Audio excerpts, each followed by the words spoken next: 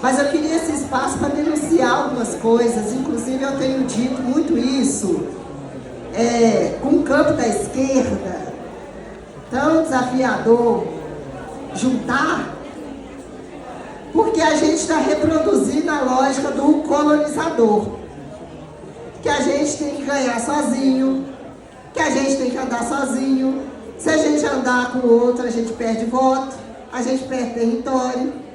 Então esse é um desafio, inclusive, para a gente atuar com os povos e comunidades tradicionais.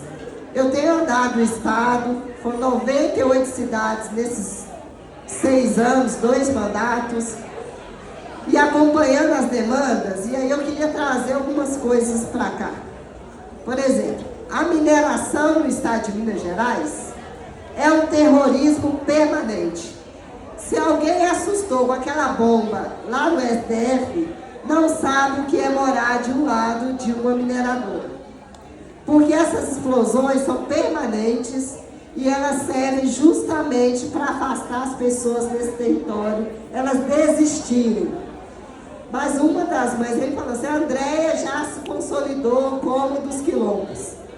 De fato, as comunidades quilombolas, eu sinto elas mais organizadas, no sentido de estar mais orgânica.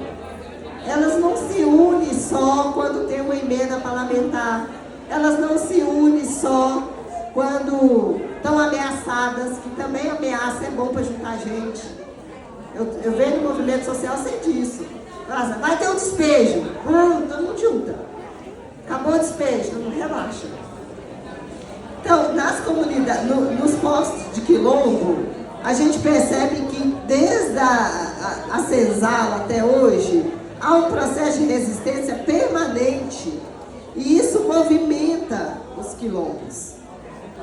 E com essa ameaça, e essas terras, aí eu quero chegar na mineração, são terras raras, que é essa expressão que o governo Lula levou num debate nos Estados Unidos, para dizer que no Brasil tem muitas terras ainda para serem exploradas do ponto de vista econômico. E aonde tem essas terras? Onde tem quilombo, aonde tem aldeia. O nosso povo tem uma habilidade gigante de identificar os lugares ricos em minério, em ouro e água, que está sendo disputado nacionalmente. Mas aí eu quero trazer os desafios aqui de Minas Gerais.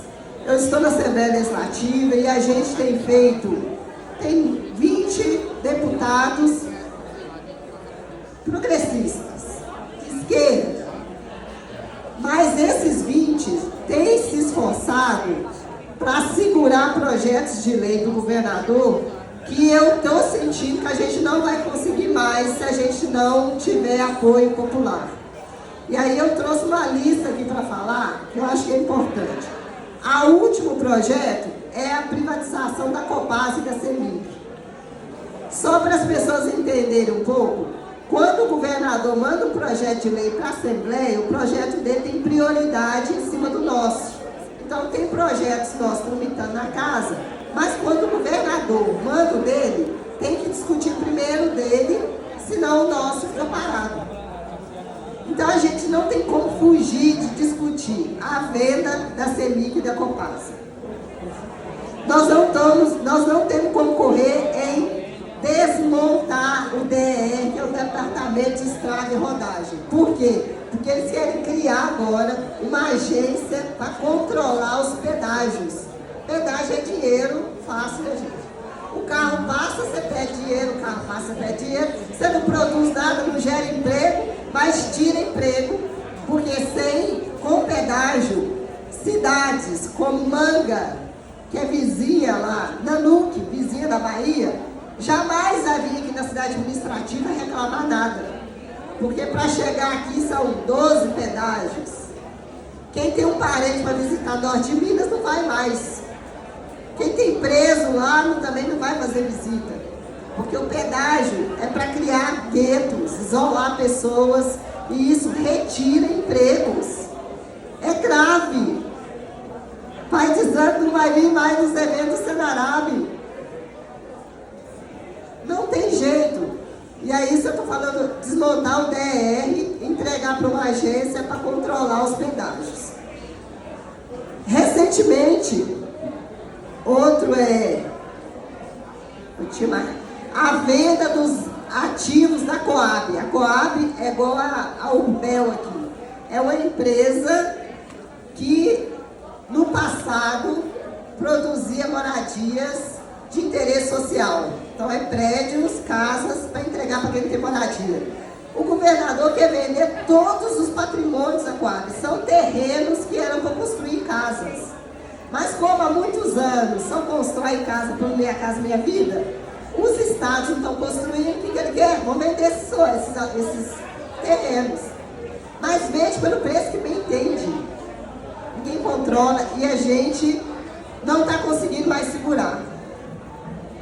O outro chama GOSP, estuda do governador, que é colocar uma OCIP, a Organização da Sociedade Civil, para fazer gestão de hospital.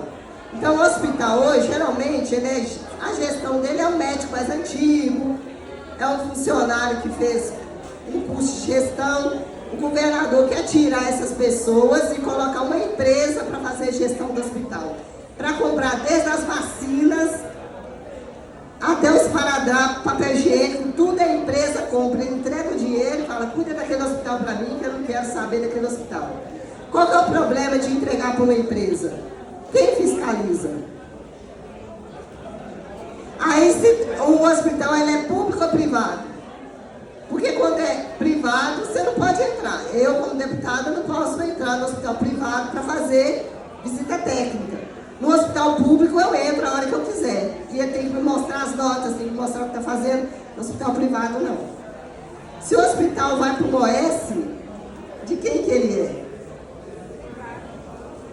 Nós estamos falando de milhões. A saúde é o que mais tem recurso.